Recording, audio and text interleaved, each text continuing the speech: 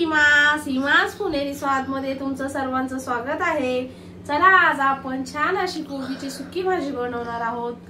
सर्वात प्रथम आपण गॅस चालू केला आहे आणि कढई तापायला ठेवली आहे। आपण आता त्याच्यामध्ये कढईमध्ये तेल टाकणार आहोत।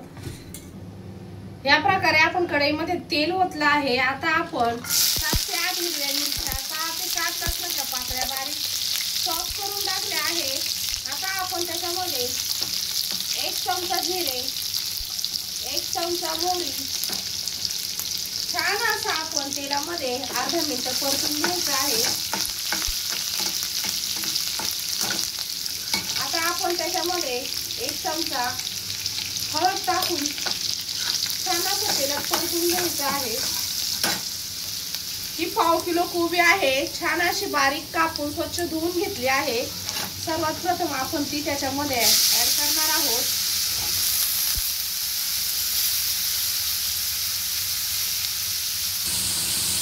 पाहू शकता कोबी छान आपण त्याच्यामध्ये परतून घेतली आहे। 1 चमचा आपण मीठ टाकायचं आहे। मीठ टाकल्यावर छान असं कोबी परतून घ्यायचे आहे। आपण पाऊण वाटी चणा डाळ अर्धा ते 1 तास भिजायला घातली आहे। आपण त्याच्यामध्ये ती भिजलेली डाळ भाजीमध्ये टाकायची आहे आणि छान अशी भाजी परतून घ्यायची आहे।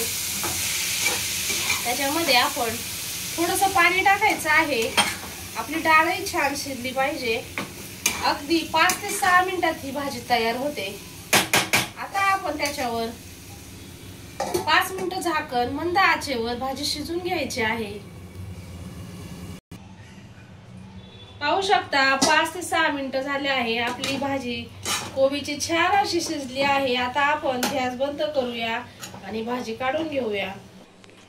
पाहू शकता आपली कोबीची भाजी छान अशी तयार आहे। व्हिडिओ आवडला असेल तर व्हिडिओला लाईक करा, सबस्क्राईब केलं नसेल तर चॅनलला सबस्क्राईब करा। धन्यवाद।